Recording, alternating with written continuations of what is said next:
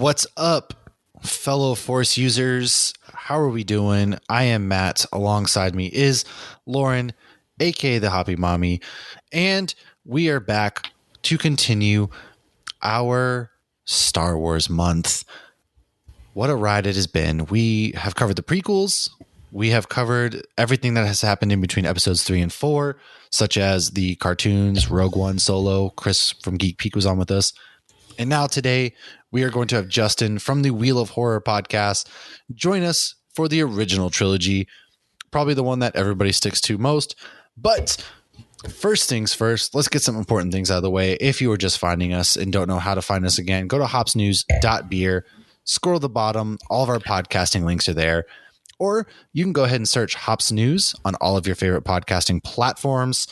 We have another show. The main show of this network is called Hops News, where we talk about a bunch of beer news and other things and have breweries on. It is a great time. So with that said, go ahead and get yourself some merch as well. hopsgeeknews.threadless.com, or again, go to hopsnews.beer. That's where all of that good stuff is. This portion of the episode is brought to you by Appalachian Mountain Brewery's Mountain Delight Brunch Stout, brewed with donuts, coffee, and cacao nibs. It is introducing a creamy, chocolatey brunch stout, perfect for any time of the day, brewed with donuts, coffee, and cacao nibs for the extra goodness you want in a stout. This brew has a robust cacao coffee nose, a sweet stout body, and a smooth finish. The perfect balance of decadence and drinkability. So, Jeremy sent this beer. He is very familiar with that area before he went up to Virginia, and this is a pretty good brewery. However, I must have COVID because I can't smell, and I also don't really get any. I don't actually get much flavor from this beer. So Lauren gave me COVID from Orlando apparently, because this is a 5% to 5 point. Geez, I am all over the map. 5.2% beer, but I can't smell or taste it. Like I put my nose like in there. I had that one like 2 weeks ago, and I thought it smelled and tasted pretty good. I had that one when I was recording a Dexter episode with Chris from Geek Peak, because Dexter brings everybody donuts. I literally have no taste in this beer. I don't know what's going on. Maybe it might just be me. Who knows? But what are you drinking? Maybe the beer you had before killed your taste buds. Sometimes that happens. Yeah, that's true. We're recording after we've recorded with Justin, so you'll see what kind of beer I had for that one. So maybe I just set the bar too high. I don't know. So I'm drinking a yummy double dry hopped oat cream IPA brewed with Simcoe, Huell Melon, Hallertau Blanc, and Mosaic hops from Woodland Empire in Boise, Idaho. This is one you sent me. We love Woodland Empire. We love Robin Keeley at Woodland Empire. And this is a great beer. It's nice and smooth. I think it's that cream. And it smells like a little bit sweet. Not overly sweet, but this is a really good one. I had that beer when Rob and I brewed together, actually. And I do have some of their beer to send you, as well as some Texas brews that I owe you. So, yeah, that's a really good beer. I like that one a lot. And shout out to Rob and Keeley, too. Just amazing human beings, as always. I love those guys so much over there. With that said, what have you been reading or watching lately? We haven't done this segment in a couple of weeks.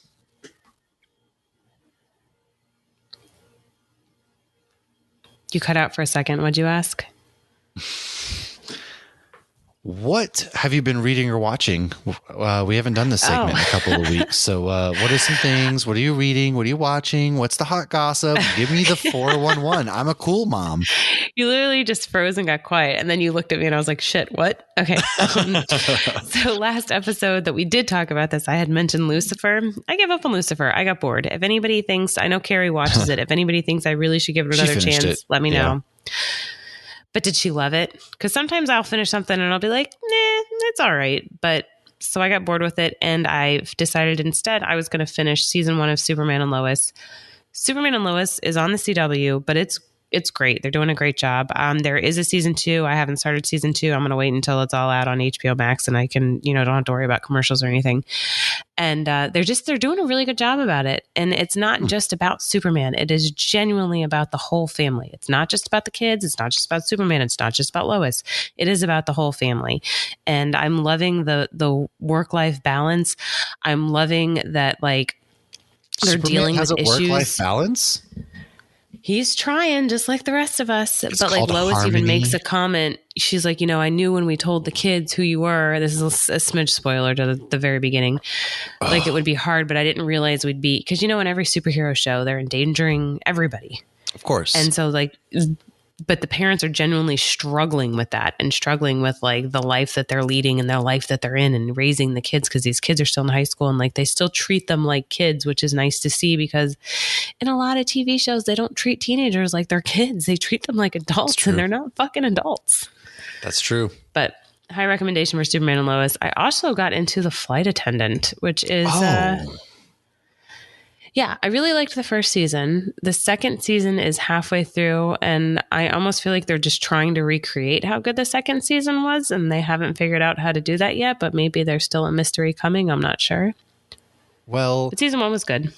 I've heard good things. So Sean was actually telling me to watch that one, and he actually got to see season 2 a little earlier, or whatever season they're on right now, because HBO press all that. So maybe I'll go ahead and hop on that train at some point. Who knows? I have a million things. I have to catch up on a couple things. So maybe I don't know. We'll see. I'll eventually get there.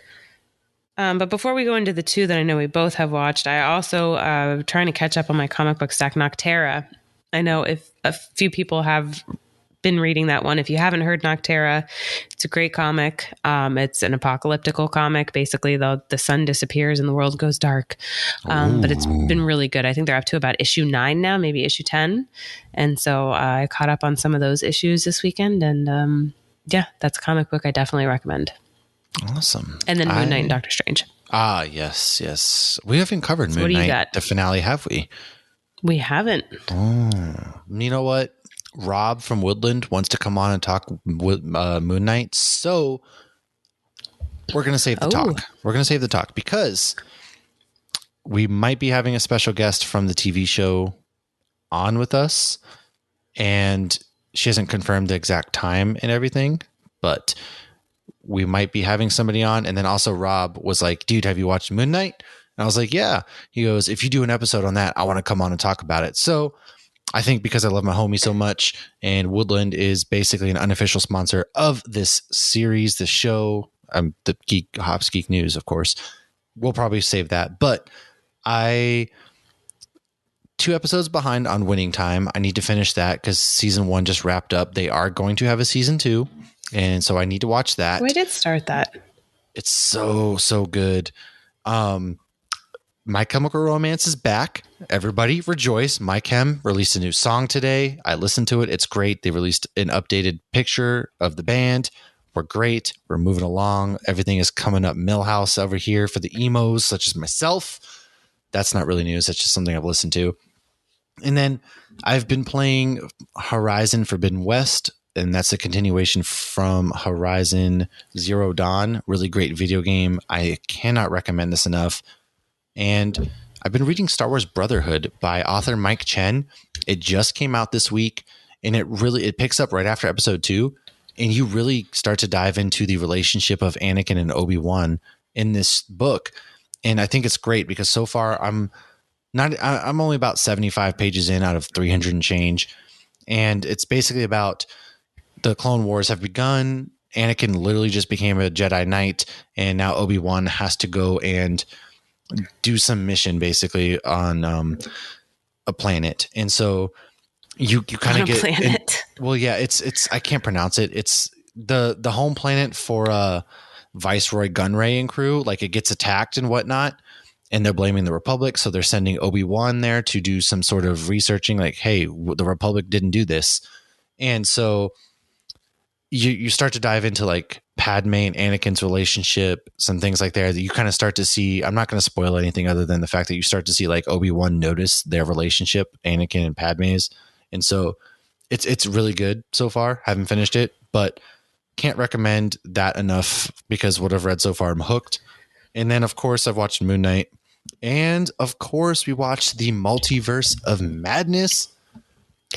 What? Which let's run through it real quick. So now we're going to give some spoilers. 3, 2, 1. We're not going to dive into it too heavy, just yet, but what are some of your quick initial thoughts about this movie?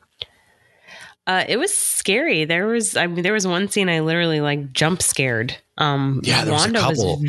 very She pops up in creepy. the puddle. Oh my God, so many of them. Yeah, and then the one when she climbs out of the mirror straight out of the ring. Oh, yeah, that was creepy. I mean, honestly, the worst scene though was Professor X. But that one scene, it was like, holy shit, they're giving us these things and then they just rip them away one by one.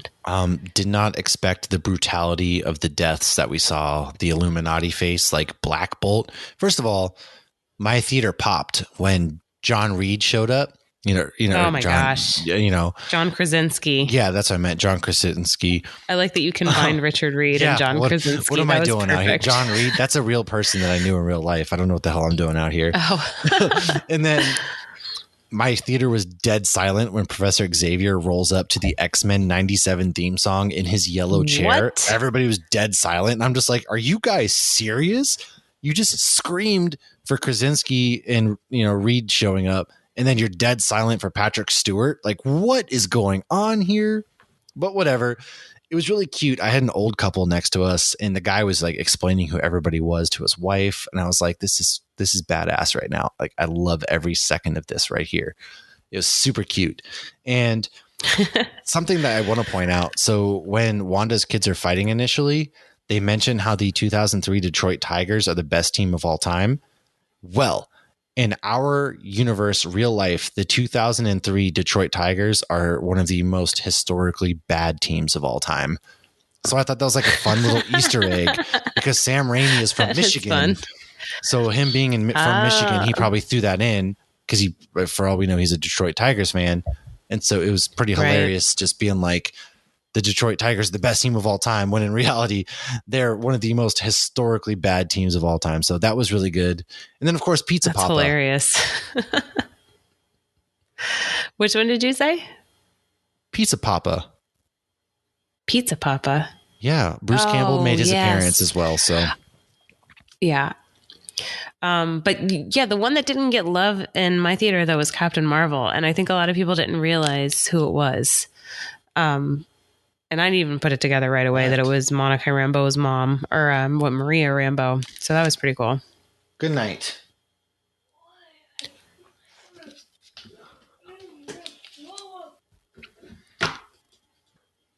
One of the things that I was extremely surprised about in this movie was how fast it was. Fast paced, but it breathed. Like the movie kicks off right in the action, and then it kind of slows down. We actually get to see Stephen Strange, kind of living his life. And the overarching theme of this one is finding happiness, which is very interesting. Finding happiness within yourself and things like that. But it was very fast paced for a 2-hour movie. A lot happens, but they don't overdo it, in my opinion. And at the same time, it was very much a Wanda and Steven story, in my opinion. Yeah. I mean, a lot of people are saying, I want to see more with Wanda with the Darkhold, and I completely get that. And I think that we will get more of that in the future, because I don't think Wanda's dead by any means. I think she's very much still alive. You saw a red flash as it collapsed, and so there's no way she's dead. And there was a little nod to, like, I forget the character's name. It starts with a C. I apologize. When she goes to that with Wong, she was like, this was made olden days by so-and-so from the Darkhold who created the Darkhold. I feel like now that she's destroyed the Darkhold and all of that, that's going to come to a head, and she's going to have her own solo film about, battling the dark dimension. She destroyed Darkhold. All the Darkholds. Yes. I feel like she's going to have her own film, maybe with Agatha, dealing with that ramification, because there's no way she's dead. I think now that she's gone through her villain phase, we're going to start to get her redemption storyline, her coming to terms with everything. And we also have an unresolved storyline of her and White Vision. So yes. Yeah. There wasn't even a mention of him. I would love to know if the Wanda that Professor X saw was the daughter of his best friend / worst enemy. Yeah. I'm very curious to that as well. Well, and when Wanda was first, introduced in the comics too, she was very naive. She was repaying Magneto, and like she wanted to join the X-Men, and all of that. So I would love to see more of that. I can't even believe that they crossed these lines. And I mean, what does yeah. it mean though? It's like such a tease, because it's like, okay, you gave us this. Does this mean that is in humans canon now? Are you going to bring them back in a different form? Clearly they're dead on this universe. And I loved when they said Earth 616. I love that. And I know a lot of people are spelled saying, it out no, for us pretty well. Right. But some people are saying, no, they've called us a different Earth and a different whatever. But no, we are 616. Like, Yeah, we knew that. Earth 616. But now Yours it's is canon. 616. Christine even says it. Right. Like, you are Earth 616. Right. We are 838. Like, it didn't just the fact that we saw Wanda killing Professor Xavier, like and it's something when she was doing her Age of Ultron press tour, she was like, I want to do a House of M storyline. And so to see her kind of get that storyline was pretty rad. But she also said she didn't think they'd ever do it. Exactly. And right now she's like one of the most popular, like people are all about it. And so the sky's the limit. There's no way she's dead. And I want to give a special shout out to Strange and Mordo's hand-to-hand fight at the Illuminati. That was a pretty cool fight scene. Yeah. What's going on with him on Earth 616 though? That was an unresolved storyline. So I got a feeling that that's going to come to play in the next Doctor Strange film, because, he gets his third eye. He was in a lot of pain with his third eye, and all of a sudden he was just cool with it. And him and Clea. So Clea shows up and there's a bunch of incursions. They're going to go solve incursions. And she's been his wife in the comics. Exactly. So I wonder if they're going to start having a thing and whatnot. And then I feel like Mordo might come back to play, and maybe he chases them through different multiverses and things like that in like the dark dimension or whatever they're at.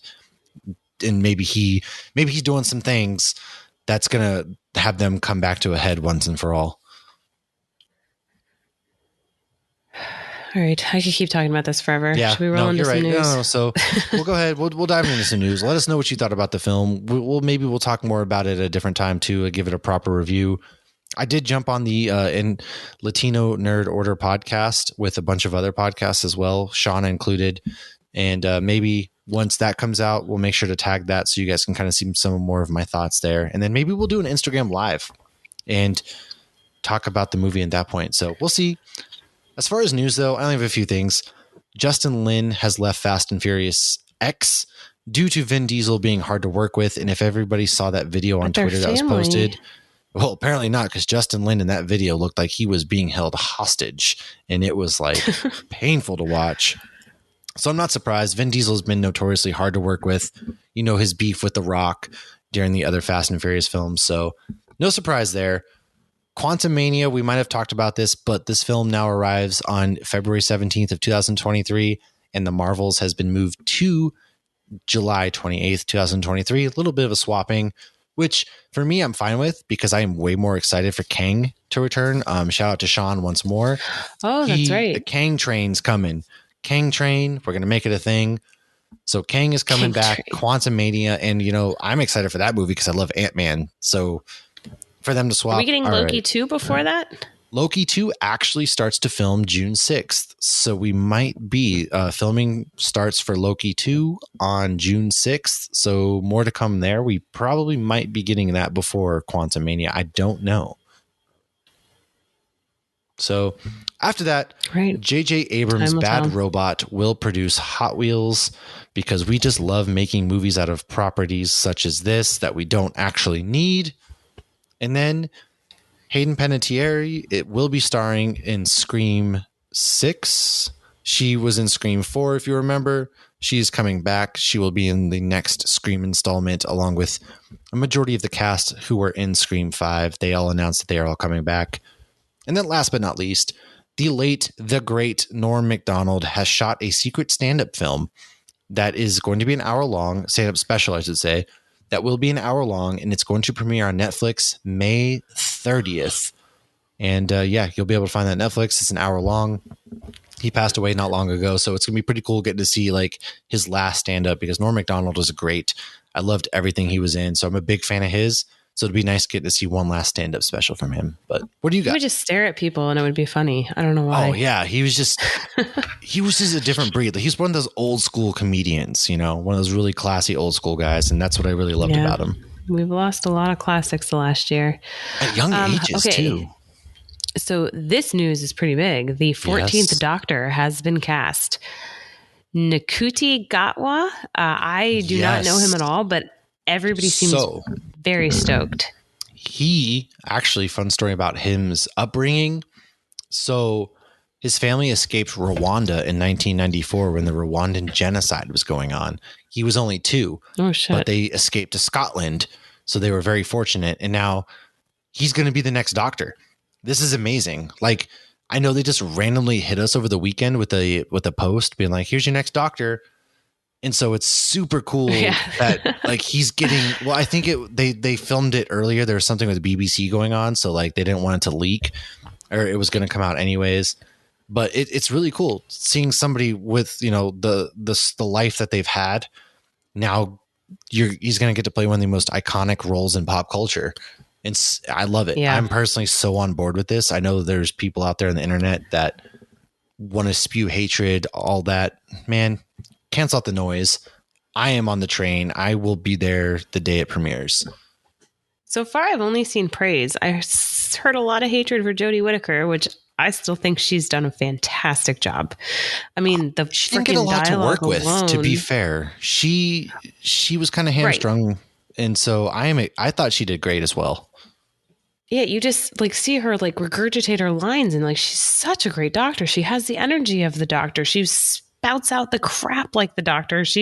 Hold on, I have an idea. Like, I thought she's freaking fantastic. Agreed. I think a lot of the hate was sexism. Sadly, yeah. I haven't seen any hate for him. He is a black man. I will say that. And that's going to be very interesting, just like it was with Jodie, where like she went back in the past and they started accusing her of a witch. And she's like, oh, I'm not used to this, because she's used to being a white man that she remembers. If you've been watching Doctor Who, there's more to that now. But this will be interesting. And you know, one of his new recent companions, or her new recent companions, is a normal middle-aged looking white dude. So you know everybody's going to think he's the Doctor. And so that I'm shall very be interested. And I didn't even think about that, like the possible storylines that you're going to be able to get with him. And it's sad, but at the same time, I think they're going to do such a great job, like explaining history and we got doing that from different points of views. Yeah. We got a little bit of that with Martha and Billy, but it was, oh, this is your assistant, or, you know, something like that. Like, you know, cause I can't remember exactly, but when David Tennant was with Martha, they went back for a while in the 1700s or 1600s. Yeah, they did. Yep. I don't know. There's so much on Doctor Who. We've done a Christmas episode, but I feel like that deserves maybe when the next season starts up. Whole Doctor Who month, you know, because there's just so many. You do a month on each Doctor. Exactly. Okay, so that 90s show will see the return of their main characters. Probably not Hyde, as he has been charged with rape. I don't think he's been convicted, but I don't know. But I love that 70s show. I'm excited to see these characters come back. CW Batwoman has been canceled after 3 seasons.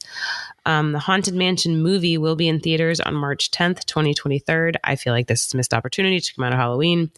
Guardians of the Galaxy holiday movie was seen filming in front of the Chinese movie theater in LA, and there will be a fun little Easter egg in that because somebody spotted, and I saw the picture. There's a movie picture of Kingo, which is from Eternals, and that's it. Because remember, he's a famous Bali movie star. Oh, yeah. So Marvel Studios has recently done a retreat with Kevin Feige where they were to discuss the next 10 years of MCU. Can't wait to hear what they came up with. The new Supernatural show, The Winchesters, has wrapped filming. It's most likely just their pilot. They were very vague in saying they were wrapping filming, and some people were posting articles that the season wrapped. I think it was just a pilot. I just want to interrupt you to say that Carrie is watching Dawson's Creek, and Jensen Ackles has been making quite the appearances in that show. I have not watched Dawson's Creek since I was little, and I know he's in it, and I've never gone back and watched the scenes because I don't remember him being in it at all. But I do know, he is in it. But yeah, they've been filming in New Orleans, and the picture they posted was very spooky, and they're in a graveyard and stuff. But he's also Jensen Ackles is also in Smallville. Oh yeah. The Batman 2 has officially been announced. Ghostbusters Afterlife sequel is in the works, and a petition has been filed to remove circulating to remove Amber Heard from Aquaman 2. mentioned, Misha Collins tweeted out a picture today of him as Two-Face I saw that, for Gotham actually. Knights. I did see that. I love it. He's wearing a black trench coat, not his typical Castiel trench coat.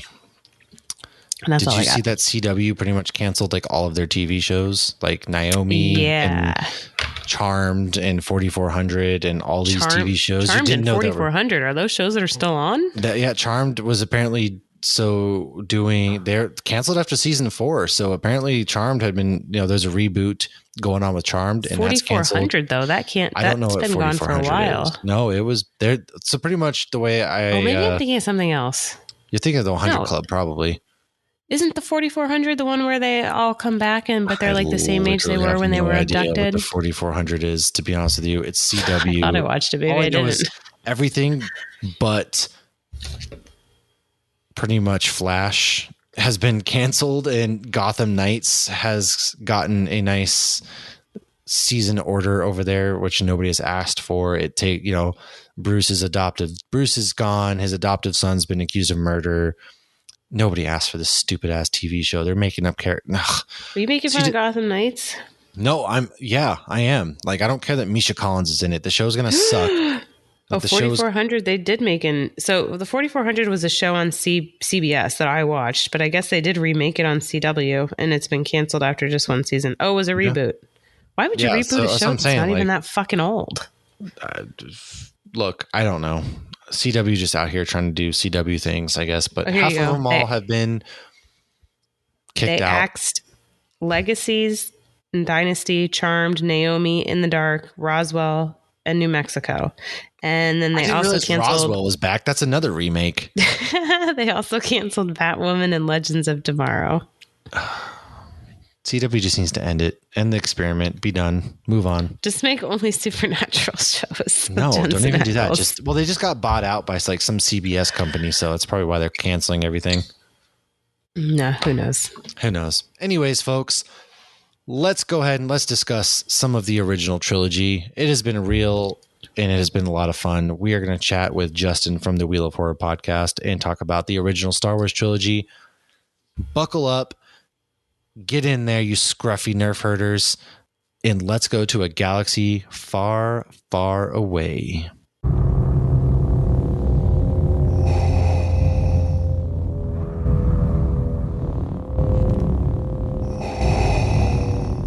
You cannot hide forever, Luke. I will not fight you. Give yourself to the dark side. It is the only way you can save your friends. Yes, your thoughts betray you. Your feelings for them are strong, especially for sister. So, you have a twin sister. Your feelings have now betrayed her too. Obi-Wan was wise to hide her from me. Now his failure is complete. If you will not turn to the dark side, then perhaps she will.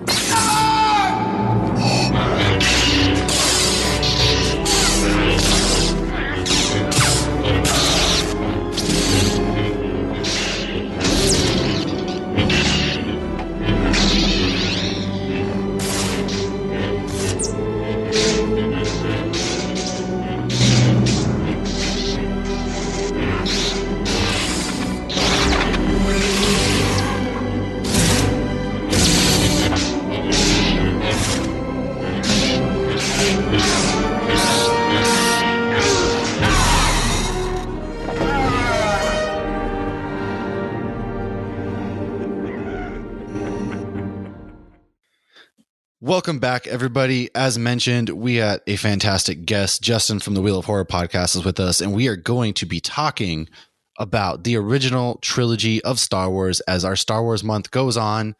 Once more, I'm actively actually dreading, because after this week, this means I have to watch the sequel movies again. And I'm going to be honest with you, I'd probably rather get waterboarded at this point than have to rewatch at least The Rise of Skywalker. But we're going to cross that bridge when we get there next week. However, this portion of the episode is brought to you by, are you ready? Pliny the Elder from Russian River Brewing Company. If anybody out there knows beer, whether you do or you don't, you might have heard the word Pliny thrown around a little bit.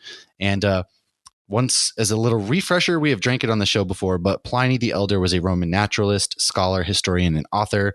In his writing, he refers to lupus salictoris, meaning wolf among scrubs, and that's what Darth Vader pretty much was. Anyways, likely an early reference to hop vines growing wild among willows. And it's from Russian River Brewing Company out of Santa Rosa and Windsor, California. This came from Tracy. Shout out, Tracy. Love you always for sending the good stuff. And this was my last bottle, and I figured it was a good time to have it. Lauren, what are you drinking?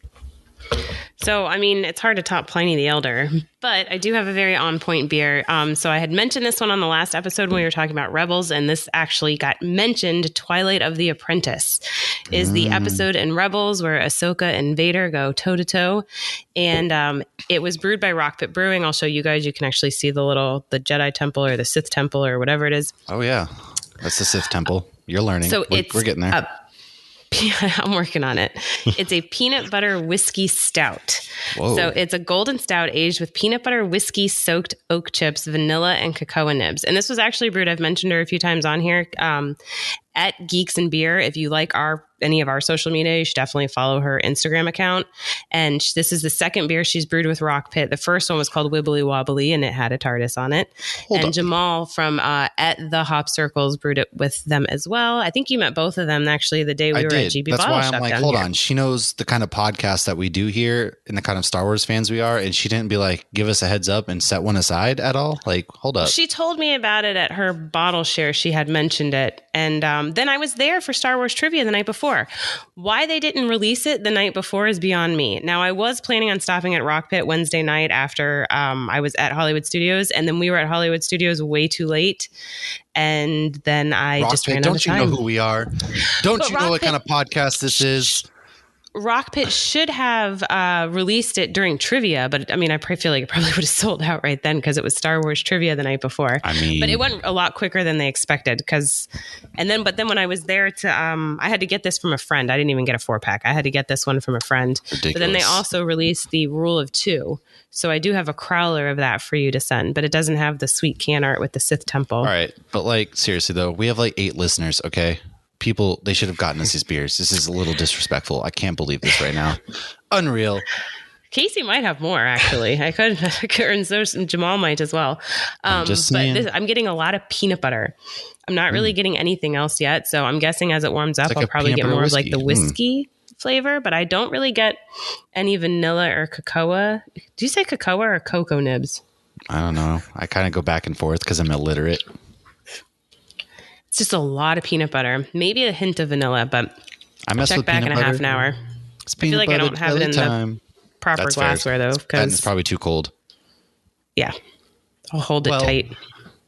Justin, what's up, man? How you doing? Welcome to the show for the first time. We had been trying to kind of get you on. Schedules didn't align. I was in Texas for a while. My internet sucked. And go ahead. Pimp your podcast. Tell us what it's about. And welcome to the party, pal. What's up, guys? Thanks for having me. So, Justin from Wheel of Horror. For Twitter is at Horror Wheel, wheelofhorrorpodcast.com, or Instagram is Wheel of Horror. And for those that don't know, every Monday is a horror movie that's randomly chosen by a spinning wheel. And every Friday is the newest film, whether it's in theaters or streaming, that we talk about. And that's pretty much the gist. Man, I'm pretty jealous. You guys actually do turn out the bangers too. I've listened to all the episodes. I pretty much keep up weekly. I really enjoy. You guys kill the reviews. As a big horror fan, you guys do a great job. And how do you find time to watch them all as they come out? Like, I'm jealous from that alone. Well, that's a good question. I either watch them. I work at home, so I either watch them while I'm working. Because let's be real, people who work at home, we're not working that hard. No, you check emails like twice, and then the rest of the time you're messing around everywhere else. Yeah, or I get done at 4:30 and I just watch it after. Someone's got to do it. It's not easy, but Listen, this is a hard job. You live a very hard life. And I did listen to your last episode though with Geek Peek about the prequels, and the Clone Wars and the Rebels. That was good. Hey, thanks. We try. This is one thing Lauren knows, that I'm Star Wars. That's my baby. I'm so passionate. And it's good that other people out there, I know we've interacted, we've talked a little bit, especially about the sequels on Twitter. It's just like, oh God, when we get there. But yeah, no, I'm glad it finally worked out and we were able to get there and get you on this episode and talk about the original trilogy. Something, at least there's going to be like some happiness in this episode. You probably missed a good one. Next week, there's going to be a lot of saltiness. Lauren's going to enjoy it. Real quick, the Bruins just scored to go at 4-1. There is a God. Game 7. I'll see you Saturday. But yeah, we're going to start off. We're going to go through each one. A New Hope, Empire Strikes Back, Return of the Jedi. I'm going to give you the rundown. We're going to give some fun facts, and we're going to talk about the movies. So without further ado, Star Wars, A New Hope, or Episode 4, as everybody was very confused about back in 1977, was released by director George Lucas, written by George Lucas, and it stars Mark Hamill, Harrison Ford, and Carrie Fisher. Luke Skywalker joins forces with a Jedi Knight, a cocky pilot, a Wookiee, and 2 droids to save the galaxy from the Empire's world-destroying battle station, while also attempting to rescue Princess Leia from the mysterious Darth Vader. That is the official IMDb plot. Lauren, why don't you hit us with your fun facts, and let's dive into some things that we like or maybe don't like about this movie, Fuzzball. All right, you nerf herder. So Luke was originally going to be Luke Starkiller, and Han was going to have green scaly skin. When negotiating for A New Hope, well, this was after American Graffiti came out and George Lucas had proved to be successful, he said he didn't want more money, but wanted the right to make the 2 sequels, as well as a piece of the merchandising. Merchandising wasn't huge then, so this actually worked out quite well for him. Like, this is what he said. He's like, I don't care about a lot of money. I just want the right to make more movies, and I want merchandising. However, before the film came out, only one toy company agreed to sell their toys, and they grossly underestimated how many to make. And that Christmas, they were selling Star Wars boxes with vouchers for kids that they had to fill out, and it said their toys would be delivered by March. The film was originally released as Star Wars without the Episode 4 or the subtitle A New Hope. The 1980 sequel, Star Wars Episode 5, The Empire Strikes Back, featured the episode number and subtitle in the opening crawl. About a year after Empire was released, Fox and Lucasfilm re-released the original film too, and this time they added Episode 4, A New Hope, to the famous opening title crawl. I feel like if I was in the theater and it said Episode 5, you'd be like, wait, what the hell? Like, I mean... And then you have to wait until like 97 or something. Right. The next one. So Kurt Russell actually auditioned for Han. I love seeing these people when they're really young, sitting there trying to, audition for these roles. So Harrison Ford knew Lucas from American Graffiti, but Lucas was adamant that he only wanted new faces. So Ford was brought in to read lines with other actors, and eventually they just gave him the role. I have to stop looking at you guys. I have too many fun facts. I'm losing my place. So they told Carrie Fisher to lose 10 pounds. What? Well, good thing she was riddled with cocaine for like dead on. Probably why, yeah. Sorry, you got to lose 10 pounds. What's that, George? What? Well, she made a joke like they probably wanted it out of here and pointed at her cheeks because she had, she didn't have chubby cheeks, but she had full cheeks.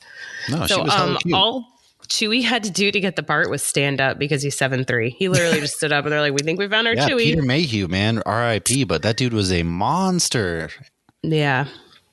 So the first day of filming was the first heavy rainfall in the Sahara in 50 years. They had a ton of other issues and caused the film to be delayed. It was originally set for Christmas 76, but hey, I call that a happy accident because now we have the month of May is just Star Wars. It's true. So delays and issues were so bad and the studio was not helping that George Lucas ended up in the hospital with hypertension and exhaustion. R2 is 50% human voice and 50% machine. And there's actually a person in there. I remember when I first watched these, I thought C-3PO and R2 were just straight up computers. There's people Anthony in both Daniels. of them. Yeah. Right. Well, and it's Kenny Baker. That's right. That's right. But yeah, so Chewie's a lot of different animals, lion, bear, walrus, tiger, you name it, Chewie's making the sounds. When this came out, it was the highest grossing movie ever. I don't think that's too shocking. From what Lucas made on A New Hope, he personally financed Empire to avoid the bullshit of the studio. The sound of a TIE Fighter engine is actually an elephant. It was created by combining an elephant bellow and a car driving on wet pavement. And that's what I got for episode 4. So real quick, before I throw it to Justin here, I just want to say that George Lucas had to go to the hospital for exhaustion and all that. Was that his inspiration for how he killed Padme?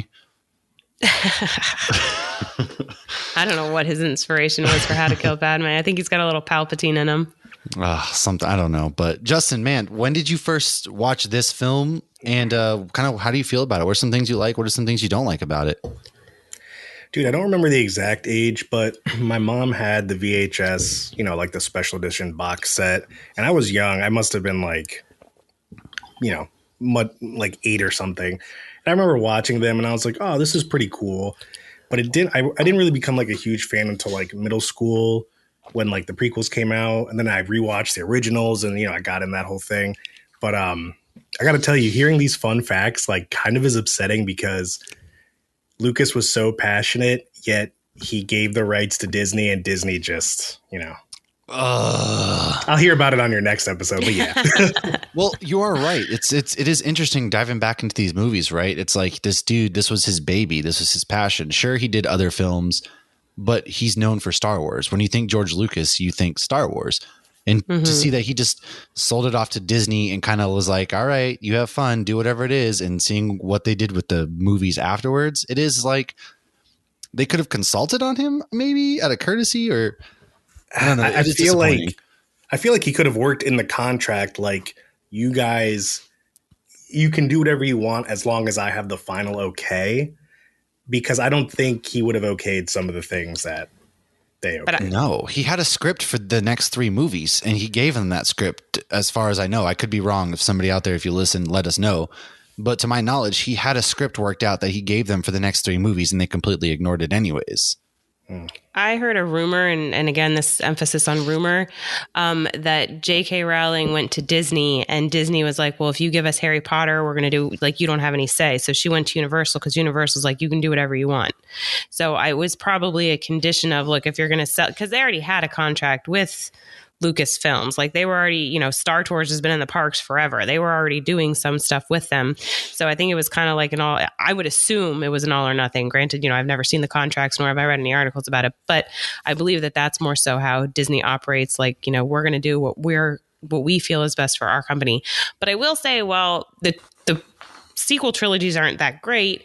What Disney's doing with these TV shows, I think, is pretty fantastic. Agreed. Yeah. I can agree with that. But still, it's, I don't know. Anyway, I also think it's pretty interesting that people like to hate on Anakin for how whiny he was. When we go to this movie and Luke's literally, I want to go to Tachi Station. So he's like, it's tough because you watch the originals, right? And then you kind of base the originals off of when you see the prequels next. And like, I haven't seen, some of my notes here is I haven't seen the 4K Ultra HD one ever. This was my first time watching it on Disney Plus in like super high def mode. The last time I saw it was on Blu-ray and it looked way different. And like, I don't know how old Luke is. Is he like 20 in A New Hope? Yeah. I think he's like a teenager. It's just funny to me because like Yoda had no problem training him and Obi-Wan brought him there. Yet like he's 19 years old. Okay. Yeah. And Anakin was like 8 and Yoda was like, no, we can't do it. Well, no, Yoda did say he was too old. And what was it? Obi-Wan's talking to him from beyond. Like, it's okay. It's just funny though, because think about how much more like conflicted Luke must have been opposed to like child Anakin, and they still just kind of went along with it. Yeah. And they both had like good mothers. So it wasn't even like you could say, oh, well, Padme was his mom. Like, no, Anakin had a good mom too. Well, they did change. Well, to be fair, the last time they trained somebody who's pretty old, he went and killed all the Jedi. So it would make sense. Yeah. Yeah. And this was also the second time in my life that I've ever heard someone say the word entanglement.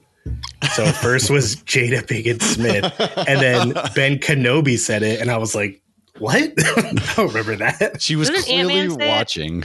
Don't they say quantum entanglement? I don't know. They might. I think you might be right, but I definitely did not expect Kenobi to say it. Kenobi's out here just getting in entanglements with Sabine off on Mandalore out there. So for sure. The Kama Sutra entanglements. I will say though, speaking of, how how we watched it, right? We remember watching VHS, all that. So originally it was released on 35 millimeter Dolby stereo, and they went ahead and they changed a lot of things in this movie when they kind of remaster it. So like as Luke, Obi-Wan and the droids approach the cantina, you can kind of hear the cantina music. They kind of added that in. C-3PO's lines such as using the comm link. Oh my, I forgot I turned it off. That's from an alternate take. There's a lot of like just things added in. They have more growls to Chewbacca, different explosions that can be heard when the Tantive 4s hurt, all that. So for like, these are all stupid things that George just went ahead when he remastered these films to re-release on VHS. He didn't need to do, but for some reason felt the need to do. Actually, I have some of them down here if you want to go into those real quick, because some of them he explained why he did what he did, even though some people don't necessarily agree with him. One of the things he said was once the technology came about that he could make the movie he had tried to make in the late 70s and 80s, he wanted to redo it, and that's kind of why he did. But yeah, they did improve quality. They improved sound and visuals, obviously, and that's good. When you enter Mos Eisley, you see a ton of CGI aliens, and he was like, I want people to know they're on an alien planet right away. But like, you obviously see that when you go into the cantina, like Matt just said.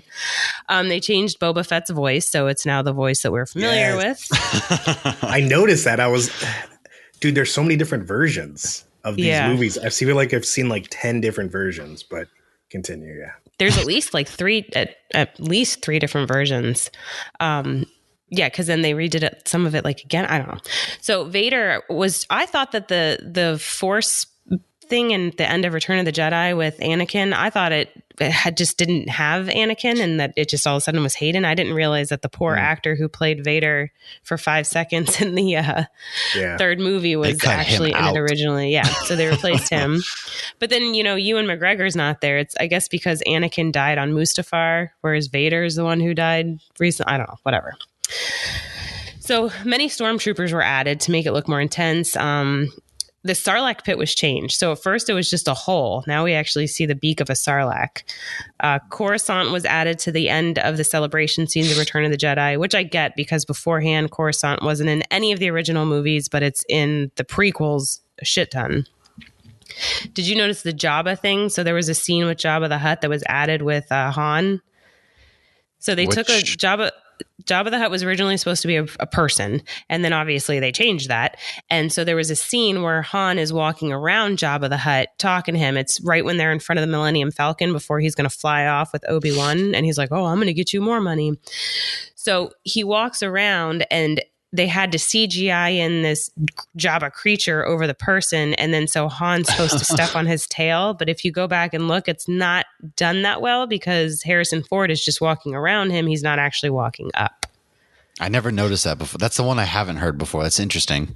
I saw this today. This is not my own personal I didn't notice this on my own. So they added the scene of Luke meeting Biggs, before Biggs dies. In the original one, you just hear about him.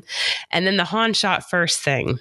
Yes. Okay. So if anybody's heard this, because when I first heard this, I didn't understand what was going on. I actually Googled it a while ago. It's a hot debate. Like, people get very angry about this debate. Yeah. So originally Han did shoot first, and then they changed it to where Greedo shot first, and then they changed it to where like they shoot at the same time. So the reason Lucas changed it so that Han doesn't shoot first, and again, I feel this is unnecessary, but was because Han ended up being the hero and he got the princess. And if Han shot first, then he was a bad guy. He wasn't the hero. But we see that Han is not the best guy at the beginning of the movie. And at the end, he has a moment of redemption and becomes a hero. He's a scoundrel. So it was okay that Han shot first. Plus, this was a guy coming to, come after him after Jabba the Hutt, whatever. So that's what I got. Yeah. I actually rewound that scene like 3 times where they were sitting in the cantina. And like, if you put it on slow-mo, it has to only be on the newer versions. But like Han's neck, like it looks computerized. Like his neck literally like moves horizontally from the laser. And I was like, that's definitely not like a human movement. He's just dancing around like those weird dancers. Everything. Dancing to the cantina music. Yeah, right. It is interesting. Speaking of something that's kind of always, there's also like another debate is the lightsaber battles. Really, we only get the one, right? We get Obi-Wan versus Darth Vader very briefly, but they're very different lightsaber styles. They're heavy because all the lightsabers they had to use were very heavy versus the style that we see in the prequels where lightsabers weigh the weight of a feather and they're just throwing them around and everything. Which one do you guys actually prefer? How do you prefer the lightsaber battles? Like more clunky and old school or the faster CGI fest we get? I like faster CGI fest. Yeah, I mean, faster. The fight between Obi-Wan and Vader was like super slow. It felt like you were watching a medieval night movie, and A couple geriatrics going at it. They were fencing. But then in Return of the Jedi, like they were going hard at it, Luke and Vader. So I think it was so early on, and they didn't really know. It was just like slow as shit. Right. They were also limited by the technology. That's true. So yeah, I mean, even from the VHSs that we all watched in the 90s versus now, the lightsaber quality that's one of the things they did improve. That's true. The Heat one, woohoo! Yeah, Bruin's about to win too. Yay. Lauren, question. So since you were born at the release of this movie, fuck off. You didn't actually get to watch it. When did you first decide to watch these films? I know it was pretty recently. No, it wasn't that recently. We've gone over my origin story before. First off, I was born the year of the third movie, Return of the Jedi. And second of all, my mom set me down. I can tell you exactly what year it was because it was the year The Lion King came out on VHS. So it was 1995. My mom set us down and she was told my brother and I we were watching these movies. I don't even think we got through A New Hope. And my brother and I were like, nope, not into this. And then when maybe 6 years ago, I sat down and watched all of them because Hollywood Studios was turning everything into Star Wars. MGM. I know. It took me years to stop saying MGM. And now I still can't stop calling Downtown Disney. It's now Disney Springs. I know. I heard you say Downtown Disney in the last one, and I was like, yeah, that's what it's called. Yeah, I still call it Downtown hard. Disney. I completely forgot that they did change it, even though I've been reading it. Disney keeps changing everything. Like, I went there a few years ago, and I went to Hollywood Studios, and I did all the cool stuff that I did as a kid. I went on Indiana Jones. They changed Star Tours for like the 85th time. Well, there's multiple ones of Star Tours. Okay. Yeah, this was like the third different one I've seen. I went on Tower of Terror, and then I go to the Great Movie Ride, or the Great Movie Adventure Ride, because I love that one. And they closed it for Mickey and Minnie's Runaway Railroad. Yeah, I was like, what is this shit? What is this shit? Great Movie Ride's way better. Oh man. Yeah. Yeah, that's been, I think, the most disappointing thing of the change. But I mean, as much as I'm now that I'm getting way more into Star Wars, like I love going to Galaxy's Edge now. But every Christmas, I'm very sad the lights are gone. Did you ever go at Christmas time? Yes. Yeah, those Lucky. Every Christmas, I'm like, that makes me sad. It was so cool. Yeah, it was amazing. And I would literally, like, we'd get there before the lights came on and I would just stare at my kids when the lights came on and watch their faces. It was just like every year was a shock. Yeah. But yeah, Disney. What are some of your guys' favorite scenes from this movie? Lauren, you can go. It's the ants' clothing, definitely. The what? The what? aunt's clothing. It drives me fucking nuts. She's dressed like it's like 1977. Bro, how are you gonna like hate? I said, what are your favorite things? And you're like, the part where she gets burned by the stormtroopers because fuck the clothes that she wears. She is wearing, and it's like she literally just like wore her clothes from home and everybody else is wearing robes. Yeah, they were poor back then, okay? They were poor moisture farmers on Tatooine. How dare you? And I don't know what my favorite part is. It's like making fun of the Amish, okay? No, but she's dressed like it's 1977. I also find it interesting that when Obi-Wan cut off the thing's arm in the cantina, it was bloody. That's the only time we see a bloody severed limb. Oh, that's fair. My favorite part, I think when I was rewatching it this time around and going in chronological order, I kind of braced myself a little bit for some like misogyny and maybe even some racism. And despite the fact that there were scenes with female fighter pilots that were cut, but they then used that footage in Rogue One later, despite that, it's really not bad. It's really held up well. So I'm going to say, like, I really love how Leia held up. And, like, Han's a little bit misogynistic, but Leia holds her own just fine against him. And she does, actually. She's, for the times, she's one of the more badass, like, women in film, considering the times, you know? Yeah, definitely. And they do hint that she has Jedi in her. They don't, like, because from what I remembered, I'm like, well, why are they just focused on Luke? And granted, Obi-Wan knew full well who she was. Like, she was Leia Organa. He knows where Leia went. But I was okay that they didn't focus on her because Vader even said, oh, there's another Jedi out there. It's your sister. So I was like, okay, good. All right, good job, George Lucas, even though you told her to lose 10 pounds and you cut out scenes with girl fighter pilots. So I'm just going to say Leia in general, she was Carrie Fisher. I mean, I love Carrie Fisher. She did great. That's fair. Fair. I didn't pick a part. I did not follow your rules. No, that's okay. You pick some things that you like. That's what we're here for. Justin, what do you got? Okay. Yeah, I like to think, to touch up on that, I like to think that they didn't try and train Leia early on because she was meant to be the general of the Rebel forces. But, like, there are comics and books that fill in the gap. Like, she did train, but not, like, fully. I'd say my favorite part was probably when they rescued her and they're running away in, like, stormtrooper outfits and, like Han's doing that thing on the voice thing. He's like, yeah, everything's fine here. And then he shoots the computer thing. I laughed pretty hard, though, when they rescued Leia and, like, she's a prisoner. She's on this spaceship in the middle of nowhere. And, like, she's got her eyelashes done. She's got lip gloss on. Her hair's perfect. I'm like, it's a pretty good prisoner over here. Yeah. She's just sitting there doing her makeup in the meantime. I do think the funny thing about her, she's literally shit talking everybody the entire rescue. All she does is just talk shit. She's like, aren't you a little short? And then she's just, how are you going to get out of here? Is that what you're doing? Let's go, flyboy. She's just shit talking him the whole time. It's kind of badass. Yeah. And I forgot she says flyboy because that makes me think of Ahsoka. Yeah. Because she calls Anakin that. So that was cute. It's funny, the fake curse words. Like, what's the one they always say in Mando? Nerf herder?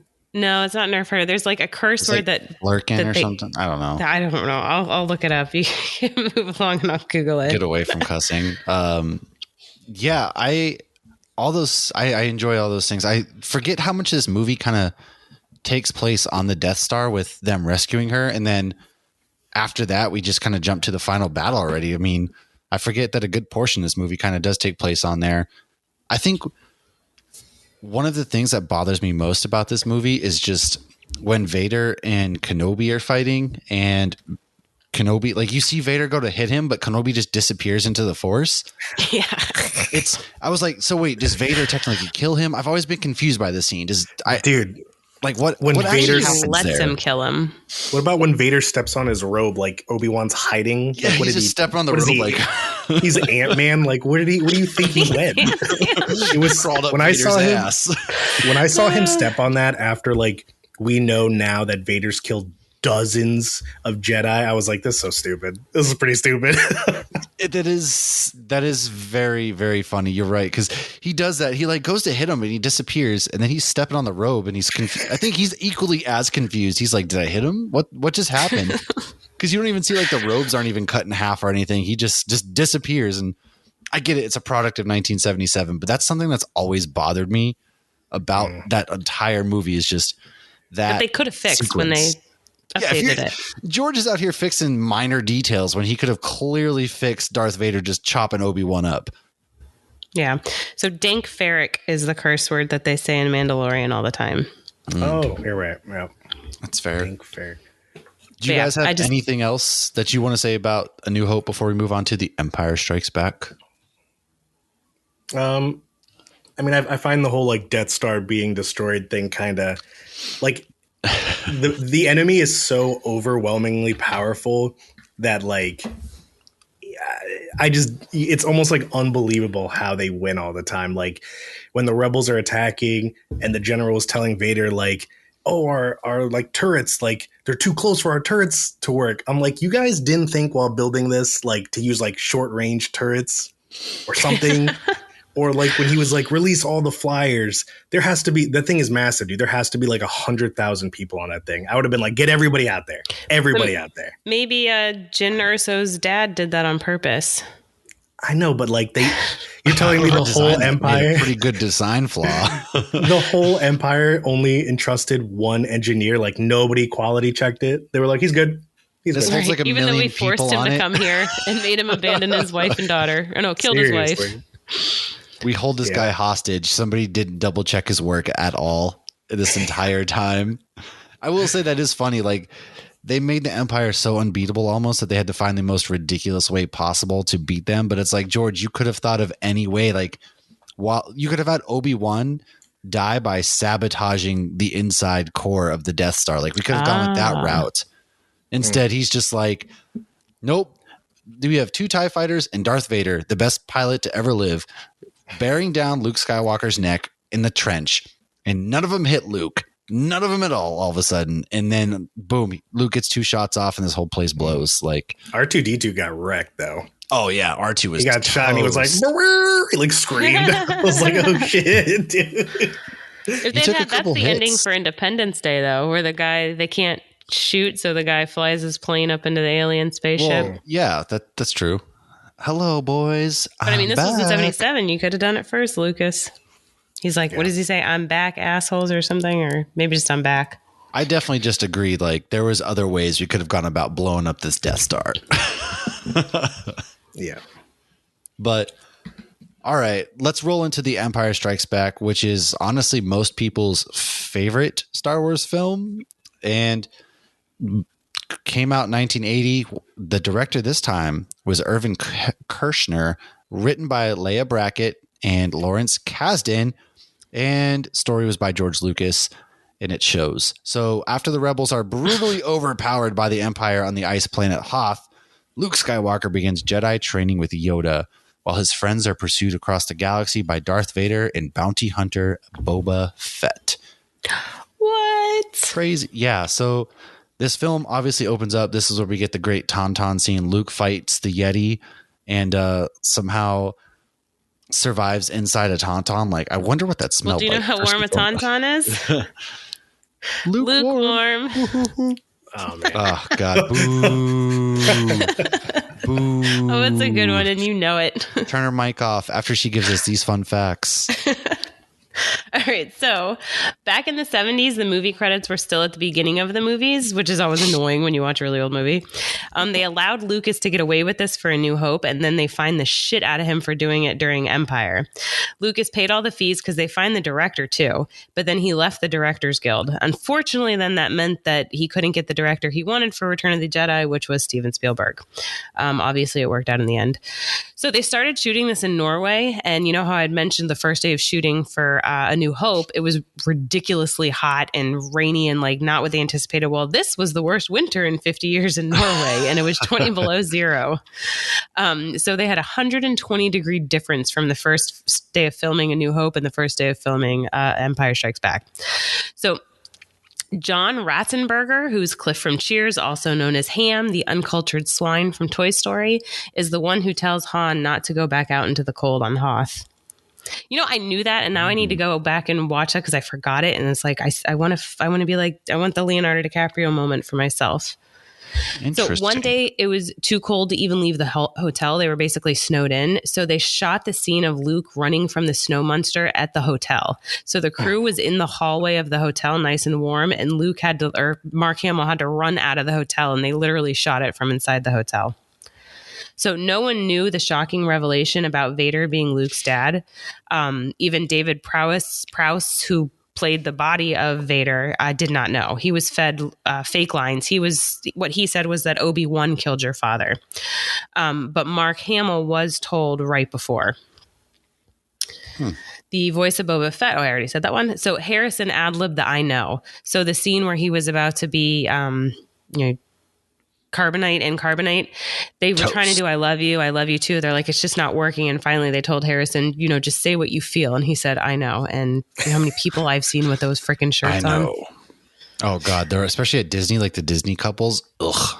Oh yeah, my mom has the mugs with her husband. You know what I was thinking when he said that? Like, what if that was literally the last time they ever saw each other, and like Leia spent the rest of her life being like, does he let me back? like imagine. I don't know. I don't know. Well, you That'd get that be in pretty Return awesome. of the Jedi, though. She's like, I know. So you got to just, I guess, yeah. But yeah, in real life, somebody would totally overthink that. Right? It's kind of a dick thing to say, but he was kind of a dick. That's true, yeah. So Luke is considered having Yoda actually be a monkey with a mask and a stick. And I just instantly imagined like Grogu, like with this teeny tiny monkey with a mask and a stick.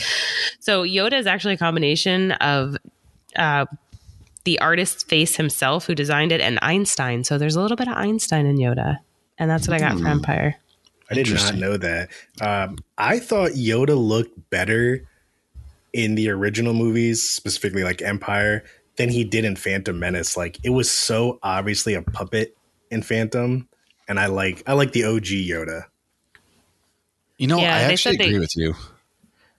Yeah, I would say the only thing is they said that if they put a lightsaber in his hand, it looked silly. That's why he never holds a lightsaber, which I get that. And obviously in 900 years the old. prequels, the CGI. But I mean, like, it would literally be like Kermit the Frog holding a lightsaber. Yeah, I mean, luckily he really didn't need to, I guess. Right, but he did need to in episode 3 And Yes. 2. and 2.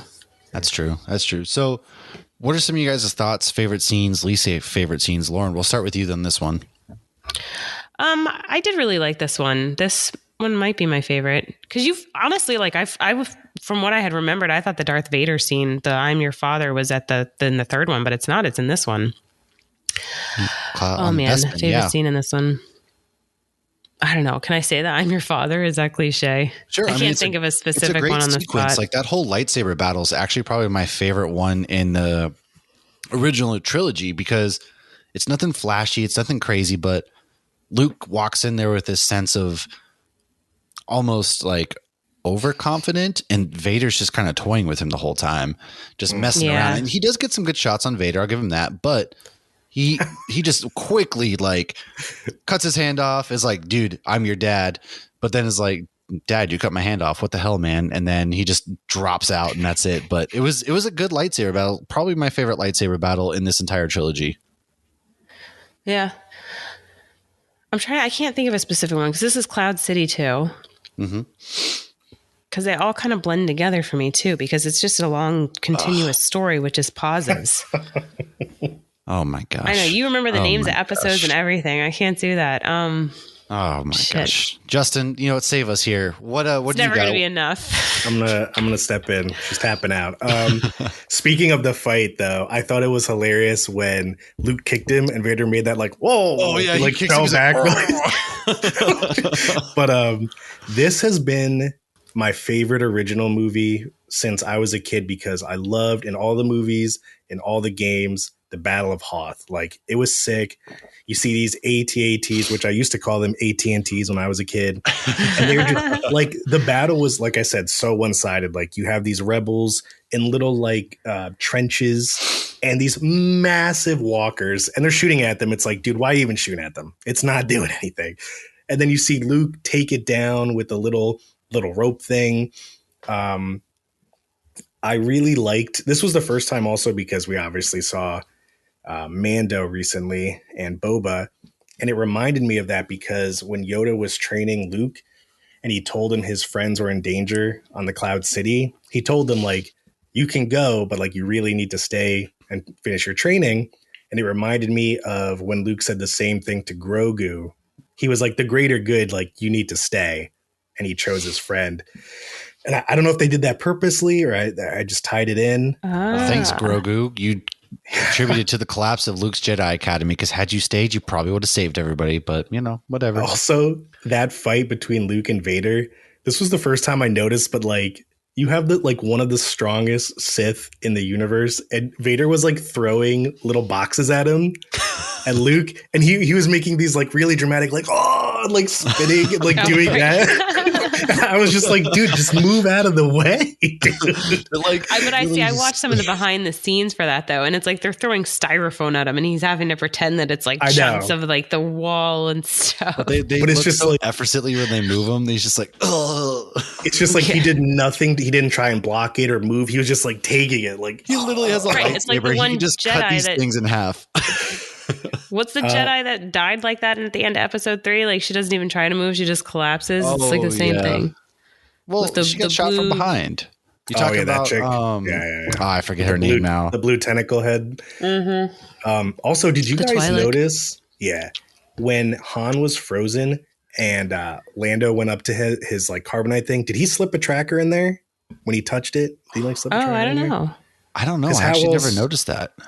He like put his hand on the button thing, and I was like, maybe that's how they know where Jabba's palace is. I don't know. Well, I think Jabba's palace is pretty well known too, wasn't it? Because Yeah. everybody knows who Jabba the Hutt is, how he controls Mos Eisley, all that stuff. And that's where Wow. Luke grew up. And that's obviously, I Luke grew also- up on Tatooine, so. True. I also noticed Lando had some pretty big balls, dude. When he was talking to Vader on the Cloud City, like he was like raising his voice, and I was like, dude, you gotta and starting to take argue it with easy, him. dude. Take it- Vader's like the calm dad, like, who in the fuck do you think you're talking to? Right. Yeah, you were just hitting he's on my daughter. surprisingly calm. He was like, do we need to change pray I don't alter it any further? And I was like, dude, you better relax. Like, What I don't get, so I had remembered when I rewatched them, like for some reason I remembered Luke and Leia kissing in the second one and then, finding out that that's his sister in the third one. Mm-hmm. But that's not the case. I was like, oh, maybe they just didn't know they were going to make them brother and sister. Like that all happens in the same damn movie. Like, why did they do that? Why did he have him kiss his sister? When we played trivia the other night, there was a team called I Kissed My Sister. well, You made out with your sister, dude. they kiss in the second one, right? Empire. Yeah. But then isn't it in return he tells him? In return, he tells her, but he, I think, finds out in Empire Oh. that they're siblings. Listen, it's in a galaxy far away. It may be normal over there. But like, okay, like we're in Game of we're Thrones. hating on Luke kissing his sister, but like a couple years No, ago, his sister we were kissed him. okay. Regardless, a couple of years ago, we were literally like, John, why are you not banging your cousin right now? What is wrong with I you? was never on board with that. It was his aunt. It was not his cousin. Wait, what was this? What? In Game of Thrones. Game of Thrones. oh, yeah, 100%. We were literally like, John, It's why are you not because it was smashing your Khaleesi. cousin right now? Okay, what is wrong with you? And then the rest of us like, ew, Luke, you kissed your sister. Gross, man. And he Oh, just yeah, Sisters no. are closer than cousins, but both of them are gross. But no, she was his aunt, and he still thought that was creepy. But she was used to incest and was fine with it. yeah, no. Yeah, for sure. I would have been cool with Come it give too. your auntie a Anything for you, kiss. Daenerys. And bend I the didn't knee. know how young Carrie Fisher was in this. Like I looked her up. I think she was 24, right? That sounds right. Yeah. Let me see. Very young in Yeah. Empire. So is Luke. Yeah, I know Han was much older. Yeah, they said they wanted someone more He was in his experienced, and that 30s makes when he started, like almost 40 or something when he filmed the first one because he was like a carpenter or something. Yep.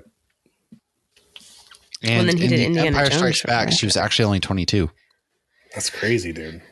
that is crazy. which it's often they we forget told a just how young teenager she to lose was. 10 pounds. Oh, I didn't think about that. That's true. Well, you're right. She was 19. So yeah, that's fair. I will say though, it is pretty badass how to think about it. Like Lando though, the first time we finally meet Lando and all that kind of stuff, he is basically selling them out. And then he's like, guys, my bad. It was just a prank, bro. And it's like, don't hit me. What do you hit me for? It was just a prank. And then it's like, dude, you just literally turned them all over. And then Luke at the same time, he's using a blaster. But the one thing I want to talk about is, has anybody noticed in these films that anytime any Jedi gets in trouble, or Luke in particular, it's just as simple as use the Force, Luke. And he's like, oh, duh. Why didn't I think of that? And then he solves everything by the Force. I think that's for the audience too, to be like, hey, he's not just, whatever. Like, this isn't just randomly happening. This is the Force. I think I really liked that moment because you saw that Leia had the Force too. Like, he wasn't reaching out to Han. He wasn't reaching out to anybody else. Like, Leia was receptive of it because she too is a Jedi. Well, yeah, that was kind of like the first time it was confirmed kind of for her too, that she had some sort of Force sensitivity and everybody was like, what? Yeah. I actually wrote that part down because Luke didn't know Han was frozen.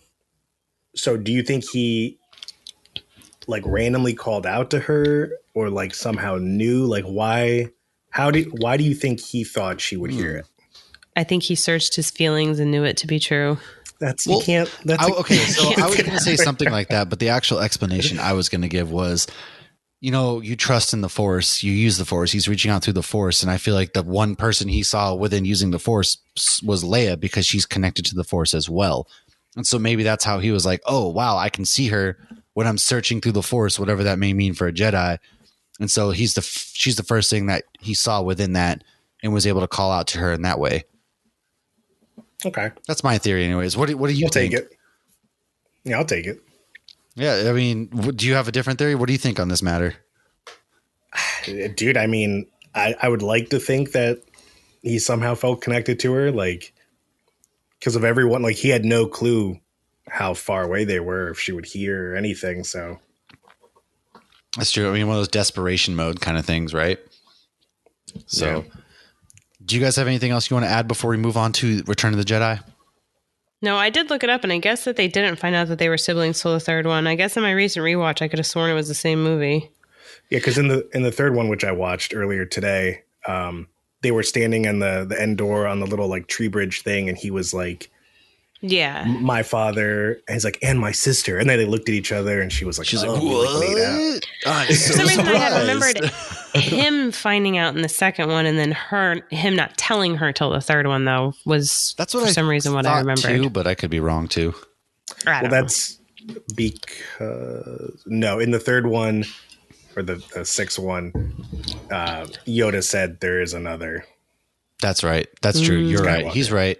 And Return of the Jedi, which we are going to go over right now, that is exactly when. I didn't realize, side note, that both A New Hope and Return of the Jedi released on May 25th. So that was a happy coincidence. So Return of the Jedi. That's what they were trying to do with Obi-Wan. Yeah. And they had to delay it 2 days. Like, what the hell? Dude, it should have been May the 4th. May the 4th. Yep. You would have gotten Moon Knight. May the 4th, though, they were ending Moon Knight, and then they had Doctor Strange coming out the next day. They scheduled, I mean, they could have scheduled those separate or differently, but they wouldn't have absolutely crushed all sorts of ratings or anything like that by releasing all those things right that weekend. Like, what a power move that would have been. Yeah, but I don't think Disney Plus can't handle that. Hey, I guess you would have found out. I get it, but then they should have kept on the 25th, I feel like, instead of, I get it. We get 2 episodes of Obi-Wan 2 days later, but you kind of lose that symbolism at that point, which is what they were going for. Did they ever say why? No, not that I know of. It's kind of weird. Like, what do they need 2 extra days for? Ewan McGregor was just like, hey, surprise, we're releasing it 2 days later, and you get 2 episodes this time. And we're all like... Well, no, they had him do it to ease the blow. Well, exactly. We're all like, yay, wait, what? Hold up. But 2 episodes, so okay, whatever. I guess I can't complain that bad. But it's Ewan McGregor, so I'm not going to yell. Thank you. I don't know. So, Return of the Jedi released in 1983. This one was written by Lawrence Kasdan, screenplay by George Lucas, and actually directed by Richard Marquand. I hope I said that right. Marquand, I think, because he's related to Ross Marquand. Oh, Marquand. There you go. Fuck if I know. Nobody can pronounce names on this podcast. Okay, if we did, I don't know. But after a daring mission, I tried to fix you. I think I ruined it. To rescue Han Solo from Jabba the Hutt, the rebels dispatch to Endor to destroy the second Death Star and have a band of mean, angry teddy bears. Meanwhile, Luke struggles to help Darth Vader back from the dark side without falling into the Emperor's trap. This movie, we finally actually get to see more of the Emperor. Finally. He was kind of teased. You see him a little bit in Empire Strikes Back, but finally, this is when like everything comes to a head. And in the vein of Spider-Man 3, we kind of have emo, all-black Luke Skywalker strolling places such as Jabba's palace, being like, "No, I'm bad to the bone. You're gonna do what I say," and all sorts of things. Which also leads to one of a really great blunder is when they're actually in the sands out there. Luke hits that guy. And then he goes to kick the other guy, but misses his kick completely. But the guy still falls off. And it's always one of the greatest things on earth. Oh, man. Oh, that's funny. Maybe it was a force kick. He did. The wind must have caught him. I don't know. He's not used to wind from a kick at the very least. But something happened and the guy flew off anyways. But Lauren, why don't you give us your fun facts and then we will go ahead and dive into this before we wrap it up. So I did just mention the director, Richard Marquand, is related to Ross Marquand. If you don't know who he is, he's Aaron in The Walking Dead. He was Red Skull in Infinity War and Endgame. And he actually voices a bunch of Star Wars animated stuff too. So he's known for doing really crazy voices. And he'll be at Tampa Bay MegaCon or Comic-Con. Who won't be at... So Harrison... Oh, wait, never mind. I was thinking Orlando MegaCon. Never mind. As you were. No, he won't be that one. But I actually met him at one of the cons. He was so freaking sweet. Such a nice dude. So Harrison Ford thought that he should have been killed off and not in Return of the Jedi. And George Lucas is like, no, you're coming back. The Rancor is actually a really tiny puppet, and they wanted to make it more life-size, and it just wasn't working. So it is a tiny puppet. But what's funny is I also jumped ahead a little bit and did some research on Boba, because there was a new documentary on the Boba Fett show. And in that, they actually made a like life-size head of a Rancor. Most of the body's CGI, but the head is like life-size. So it was really funny to watch these documentaries back to back and see this tiny little creepy puppet that's like, I don't know, 2 feet tall, maybe. And then a giant head that's like 20 feet tall. I don't know. But it's funny. And both those documentaries are on Disney Plus if anybody's interested. And you're going to hear a lot of these fun facts again, because that's where I got a lot of them from. When Leia went to kill Boba the first time, or not Boba, Jabba the first time, she stepped on him with her heel. Well, unfortunately, there was a little person inside of Jabba, and she stepped right on his head with her heel. So they had to put like some makeshift like card piece or something, so this poor guy in there did not get like trampled by Princess Leia's heels. For the people eaten by the Sarlacc, they had shoved like things up their nose, and they had to shut their mouth and close their eyes when they went in there, or they would get like sand in every orifice of their body. And they said they show a clip of it real quick. It's Empire of Dreams is the documentary, and you can probably YouTube it too, of the people like falling through the Sarlacc pit, and then they have to like roll off the tarp really quick, and it's like clowns in like a car. Like, how many things are going to come into this thing? And they even said it was like a comedy show underneath the Sarlacc pit. After Jedi, Lucasfilm created the Pixar camera, which was sold to Pixar. So who knew that? We got the Pixar camera from Lucasfilms. And of course, that led to, Toy Story and all that. So I had actually predicted this, and I don't think this was difficult to predict by any means. I'm no genius. Lucasfilm, George Lucas was waiting for the CGI and everything to get better before he started working on the prequels. And it was after watching Jurassic Park that he then said, okay, it's time to start working on these movies. When the trilogy was updated, Lucas made the film that he wanted to. I already said that. So Ewokanese is a combination of Tibetan and Nepalese. If anybody ever wanted to try to learn it, if you know those languages, it might be easier. I mentioned the fighter pilots thing. They ended up on the cutting room floor, but they were brought back in Rogue One.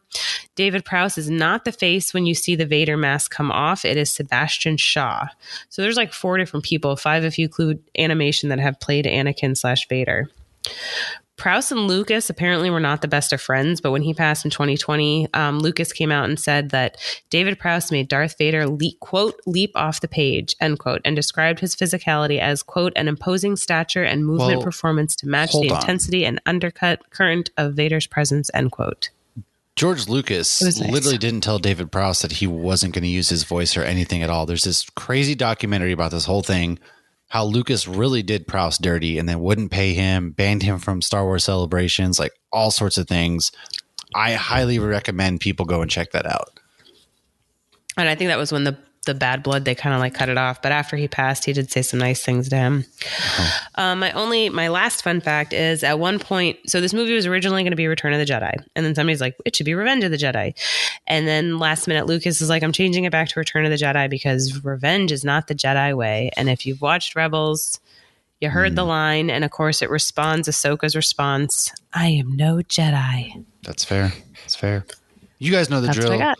What are some things? How do you guys feel about how this wrapped up? And also, what are your guys' thoughts on the damn Ewoks? They're scary motherfuckers. I'm pretty sure the Minions movies took the Ewoks' voices because they sound identical. They really do. Maybe. They really do. I was like, this is literally the same thing. Speaking of what you mentioned from the first movie about things that Lucas added in, I could be wrong, so correct me. Some of the things I never noticed before were when they're flying over to the Sarlacc pit, there's like that camera shot where they show like a herd of banthas. Oh, yeah, they did add that in, yeah. I never noticed that. And then 2 was in Jabba's palace, the same species of the Saboba monster that races Anakin in the Phantom Menace. Saboba. Yeah, he walks down the stairs, and I'm like, I don't think I've ever seen That him definitely either. got added in as well. I'm pretty sure. Dude, I feel like I'm having the Mandela effect. Look, it's because I've Berenstain seen, Bears, okay? It is EIN. I can't And remember it's like Luke, anything I'm that's your going father. And the only other thing I noticed, dude, so like I said, Empire Strikes Back was my favorite movie for a long time. And I think after seeing them like over a dozen times each, I might have to give it to Return of the Jedi. Ooh. And I'll touch up on that later. But the other thing I noticed was when Akbar does the famous "It's a trap" scene, Lando pronounces Han's name Han. He does, yes. Dude, I rewound it like 8 times. I was like, am I hearing shit? He goes, Han. And I'm like, how did nobody catch this? He does. 'Cause he has I an specifically accent, remember kind of. this the whole time. Yes. It's the only time he ever says it like that. And I'm like, yo, he definitely messed it up because it's HAN and just nobody corrected it. Right. They're like, it's the heat of the moment. Who cares? He forgets his old friend's name or how to pronounce it. Whatever. Dude, yeah. And then the last thought was just when Luke defeated Vader and the Emperor was approaching him and he chucked his lightsaber. I was like, you shouldn't have done that. That was very gonna do that. interesting. I don't know. Obviously, we get it. It's his big final stand, right? He's just like, oh, yeah, whatever. But then he gives the whole, I'm a Jedi like my father before me. But then why'd you throw your lightsaber? What are you doing? I feel like Jedis do that sometimes. Ouch. I'm going to throw How my many lightsaber. lightsabers did Anakin lose? Absolutely. Yeah, he lost it. He didn't willingly toss it to the side and like, I'm a Jedi like my father before me. Kylo did. Dude, what? Also, you guys know that's the same Emperor actor, right? Oh, yeah, Ian McDermott. Yep. He was... Dude. He was only 37 when he did the originals. That's crazy. Yeah. Imagine being the original and then 20 something years later, they're like, hey, you want to come back and do it? Like, And then you get to play you again. this time. and then again, yeah. Nope, I don't know what you're talking And, about. He never did it again after episode 3. That's a shame. Dude, speaking of the Emperor, unless Never had any grandkids. unless you've read the books or some of the graphic novels where they talk about how like Palpatine cloned himself and shit, Yes. he fell into the pit and there was a zero, like negative chance of him surviving. It exploded. It was a dark pit and Fucking everything exploded and the Death Star blew up. Plasma shot up and like his body did not survive this, dude. But Darth Maul was cut in half. No, look, Darth But Maul he is cut in literally half. exploded. But Palpatine So did literally Professor X. blew up. Palpatine blew up and then the Death Star blew up. I'm not going to Professor X believe. exploded and nobody ever explained that Like, one. did Palpatine float in space like Frieza? And then they found him and they're like, we'll put him back together. He was Like, just it was floating like ridiculous. Leia in The Last Jedi, and then they're like, "Oh wait, cool." Or he just landed at the bottom, got up, was like, "Hey, hold that shuttle real quick," and hops on and escapes. Like, what? Maybe it was forced projection like what Luke did in Nah, The he Last got- Because Jedi. it gives a pretty Blasted. definitive ending to Emperor Palpatine, and it's a very fitting ending to the entire Skywalker saga itself. Like, Luke yes. sees the good in Anakin. His whole thing was, I got captured on purpose. Father, I know there's good in you. I'm going to save you. I'm going to save you. I'm going to save you so hard, man. And that's his whole thing. And everything gets wrapped up nice in a bow. So you expect me to... I got to save it for next week. Going to save it for next week. Well, But and if it ends here and Palpatine's done, then Vader was the chosen one. He did bring balance to the Force. he He literally did end was the the Sith. chosen one. That was the thing. The prophecy fulfilled Right. itself. He ended the Right, Sith and brought yeah. balance. Well, Right. Prophecy fulfilled. The end. yeah, the Haha, argument just is kidding. like Vader's the chosen one because he had Luke, but Luke's not really the chosen one because he trained Ben, who then Rey. Like it never ends, dude. They're not actually the chosen one, but Vader, Anakin was the chosen one. He brought balance at the end. He destroyed the Sith. He finally destroyed the Sith. And so it's just like this is a beautiful ending. You get the scene of them where he's dragging him onto the shuttle and he sees his face and that whole sequence that is just extremely, emotional, things like that. It ends very nicely. And yeah, so I mean, at least Chewie finally gets his medal, right? I mean, at least we got some good from I that. know. What the hell? That seems racist. In the How do you first like one that he didn't get a medal. the promotion system in the Rebels? It's like It's like they spent 1 year in the Rebel Alliance and like, General, you're a general of the whole fleet now. Look, you survived this one battle, dude. Easy, general. Promote him. There are a lot of generals. Yeah, dude. Everybody's ridiculous. A general. I wish I can get promoted like that. I'd be rolling in the money right now. That'd be nice. So I don't know what any rankings are ever. So it's like it gives me no just know like idea. General is like as high as you can go. There's a lot of generals in Star Wars. There's a lot of generals. Everybody's Speaking a general. of Akbar, who wants to see a limited series on Akbar? Yes, please. I would actually take like him doing rebel things like fighting battles and things like that during this time period. And seeing him do that stuff, I would be so in. As long as at least every episode there's something like it's a trap, it's a wrap, it's a trap. He just says like something that rhymes, right? But no, we got to meet young Akbar in Clone Wars. We did, yes, and that would be. I'd love to see more origin stories with some of these characters. I would like it.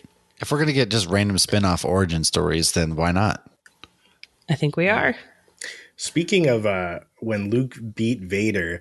Why, unless like the robotic arm is connected to nerve still, he yelled out in pain when he cut his hand off again. But it's like maybe it's just instinctive. It's like ghost phantom memory. I remember this hurts. I wrote down 3 things, which is kind of back up my comment, which is why I think I like Return of the Jedi more. These 3 things after watching all 3 movies like really hit home, like I guess emotionally for me. At the end when Luke said I need to save you and Vader said you already have, I was like, damn, dude. See, again, right in the feels. Right in the feels, dude. Yeah. And then them putting Hayden as the Force Ghost, like, dude, because I mean Hayden Christensen, like all the Star Wars fans know, like this poor dude spent 2 decades of getting shit on when he did exactly what Lucas wanted. And anyone who's watched interviews with the Phantom Menace crew, Lucas would only let them do like 1 take. So like if you see anything cheesy with Ian McGregor and like you're like, he's a great actor, why did he do that? Like they said it was 1 and done. That was it. And these poor dudes just got shit on for decades. And then when Yoda died. Yeah, Yoda's just like, he just, again, disappears, just poof. He's like, man, I'm tired. Have you seen the memes, though? He's like, I'm so tired. But Yoda's like every parent, he's sick of hearing this is bullshit and he just falls asleep and dies. Yeah. It's so true. But you're right. Those are good ones. Yeah, it's just sad, dude, because, you know, we see him. He's 900 years old. He's like the last real Jedi who went through training and was there with the temple and all the old G cast, and he dies off, man. And I was like, damn. Yeah. Until he comes back to tell Luke that everything the Jedi readings were all a bunch of bullshit. But, you know, that's neither here nor there. Yeah, when he tells him to burn the tree at the temple, I'm just like, it's like, Luke, all this was bullcrap, man. I was just chilling. They had a good pension program. So, yeah, it's all bullshit. Oh man, once Order 66 went, my pension went out the window, so burn the bitch. None of this matters. Nothing matters anyway, so burn the tree. Who cares? I love these films, right? And these 3 movies are, for the most part, people our age. This is what you get introduced to as a kid or when you're 45 years old or whatever. And I'm not 45. And this is I'm still in my where 30s. You get started at. It's a great time. Jeez. Is this revenge for my Batman vs. Superman comment last Unless you're going to talk shit about all things that are holy in this world, I'm coming for the throat. And I love these films. Do you guys have anything before we wrap this up? Our little original trilogy talk. Do you guys have any final thoughts? Lauren, you didn't touch up on Return of the Jedi too much. Yeah. Do you got anything to say? Or you're just like, Finn? Are you in shock of how good it is? No, it was good. I did like it. She's like, all the movies I've watched, Return of the Jedi was one of them. That was a good movie. I liked it. I recommend watching it. I like the part where they do space things with their hands. Yeah. No, it was I feel like it was the funner of the 3. A funner. Because you have, the Ewoks are fun. You get some comedy with C-3PO being a god. And I have a fun little meme I'm going to share again next week of like the Ewoks going to somebody's house and they're like, have you heard about our Lord and Savior C-3PO? That's the meme. That's it. But it's funny. And the Ewoks, though, are fucking hardcore. And I think we have a letters to the editor that we can talk about a little bit as far as some theories as to how freaking hardcore they are. But I did read like one of the things that one of the people liked about the Ewoks was that I think it was the guy that played the main Ewok. He was like a little kid. Then he was 11. I can't remember his name. He's been in multiple appearances. He was in episode 1. I'm waiting for Matt to suddenly say his name. He'll say it. So he said, what I loved about the Ewoks was that they didn't need technology or like strength to beat, stormtroopers and whatnot. They were together and they rallied and they had each other and whatnot. And they kicked the crap out of some stormtroopers. Yeah, they use like, terrorist tactics. Yeah, exactly. Guerrilla warfare. Dude, it was so sad when that one Ewok died and the little one was he was like, hey, wake up. Oh my God. I was like, no. I was like, no, dude.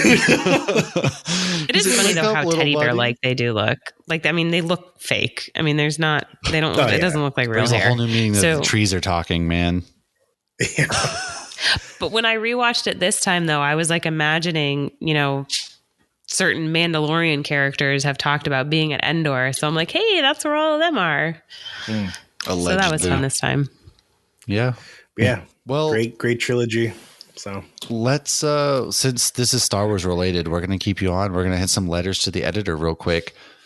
First and foremost, Ian asks that we please talk about how Star Trek is better than Star Wars. Ian, I hope you fall and step on Legos. And number 2, that never. Stacy asks, what is our favorite animal in Star Wars? Wookiees and Ewoks are not allowed. Oh, I forgot to look this up. Oh, Wampa. Man. I don't know. What do you guys have? Do you have a favorite I know animal? exactly. I gotta find the Wampa. Oh, yeah. That's a good one. Okay. Wampa's badass. Favorite animals. Rebels. Oh, Lord. Mine are the whales from Rebels. Purgle. Yeah, those whales that just are very weird. Oh, I love them. They move like whales. Here, I got a picture of it now. The flying ones? They look like squid. Oh, wait, no, that's Camino. You know, They have a They look like squid, catfish, whale, like a sperm whale. I'm trying to get some more because I felt like I saw other characters in them too, how they moved. You know they what were I really like? cool. I like them. I like banthas. You know why I like banthas? Because they look like the animal from a never-ending story. And that just makes me think of my childhood, okay? So I'm going to go ahead and say banthas without a doubt. Just for how nice and cute they look, and once again, like never-ending stories. Yeah, like they're these horned creatures. They look like almost things from Where the Wild Things Are as well. So if you've read that book as a kid, it's just a lot of fun. And Tusken Raiders, you've kind of earned my respect during Mandalorian. So I'm going to go ahead and say that's my favorite animal. Yes. That's what I meant. Boba. Oof, that was close. I know. All right, so we all got one. Yeah, all right. And then next and last but not least, what would be your go-to vehicle in Star Wars? So TIE fighters, pod racers, X-Wings, hybrids. What would be your favorite vehicle? So this one's hard for me because like with Mando moving to with the Naboo starfighter, he has no room for him and the kid. Yeah, are you kidding me? Grogu's got the best seat in the house. We're not going to mention how a bounty hunter has no space for bounties in his ship. That's also there true. You go. He That's another thing. Can't. Yeah, that is a very good point. He has no way to bring any of his bounties in, but he's bringing in everybody cold, chopped into pieces now, I guess. That's also true. Yeah, so I picked a Razor Crest because it seemed smart with somebody who has 3 kids. So if I'm traveling the galaxy with my 3 kids and probably my husband as well, I'm going with the Razor Crest because I also know it has a bathroom because that one creepy guy made the excuse that he was going to evacuate whatever the fuck he said, and he was not. Which one is the Razor Crest? That's Mando's first before ship. it got blown up. Before it got blown up, yeah. Is it the slave one? No, it's that's Boba's. I have the Lego set. I can show you after, but okay. It's the one he has all of season 1. Right. And then it gets blown up when Grogu's doing the Rafiki thing. I'm gonna go. I like the U-wing a lot. It's seen in Rogue One. They got the wings that it kind of extends out. It's what they take onto the planet to go try to save Jyn Erso's dad. That one, I don't know why. I've always liked the design. I guess it's probably one of my favorite Lego builds too, because I have that Lego set. So I feel like that one was one of my favorite ones. And then I want to give an honorable shout out to the TIE Defender, I believe it is called, from Rebels, which is like this indestructible TIE fighter. That thing was kind of cool looking. It was like, the TIE Defender. It's got like all sorts of things going on. And TIE fighters can move pretty fast, and they're always fun to use if you've ever played a Rogue Squadron or anything like that. They're always kind of maneuverable and things to use. So that's my special shout out. But yeah, the U-wing for me by far. I do love watching the TIE fighters land, how they look so cool in the air, and then they like bend out and land. They do. Really I like cool. their noise. Something about the noise just sounds like, oh yeah, this is sick. And that was probably the highlight of the sequels for me, is like the first time you hear a TIE fighter and, Force Awakens. But did they say we can't pick Millennium Falcon? No, you can pick Millennium Falcon. No. Yeah, that's the one I'd pick. There he goes. That hunk of junk. Hey. It's like the fastest ship. The junk. There was one more question. Cheap seat reviews. Oh. So they were the one that asked if we were going to do some of the comparisons. So we already did that. But they also asked, did Ewoks eat dead stormtroopers? Without a doubt. They were trying to eat Luke, Leia, and Han. Of course they ate dead stormtroopers. And I think they were only dead after they roasted them on an open fire. I wanted like a horror movie where they're just like hunting down Rambo style and just cooking these dudes. Oh my gosh, that would be a great Halloween special. They're just popping up like surprise with their razor sharp teeth and just mauling. Surprise, motherfucker, but in Ewokese. Yeah, right? Like that's what I want right there. I like it. That's how I feel. So, Justin, thanks for joining us, man. It's been a good time. Original trilogy, always something great to talk about, right? Always a lot of fun. They mean something to each and every one of us. The Star Wars trilogy does. Go ahead, plug away, and let everyone know where they can find you once more. Hey, man, thanks for having me. Thanks for not making me do the sequels. Twitter at Horror Wheel, horrorwheelpodcast.com, and Instagram Wheel of Horror. We're everywhere that you can listen to podcasts. New episodes Mondays and Fridays. Sick. Lauren, do you have any final parting words for us? Nope. We should be back, like you said, next week with the sequels. And I believe Kevin from Hops and Heroes has a fun theory for us on those sequels, and he should be joining us. No, there's going to be nothing fun about that. Just know that I'm going to be a ball of hatred for like an hour. I'm ready for it. Just know I'm going to be a ball of hatred. So once again, as always, go to Hops News. Kenobi. Once more, go to hopsnews.beer. That's where you can find all of our episodes, find our merch, find our links to articles. Lauren wrote a really great chronological Star Wars article, and that's where you can pretty much find anything that we do there. Thanks for hanging out with us, and we will see you all next week. May the Force be with you. This has been a Hops News production. You can find Hops News on all your favorite podcasts and social media platforms at Hops News. Cheers.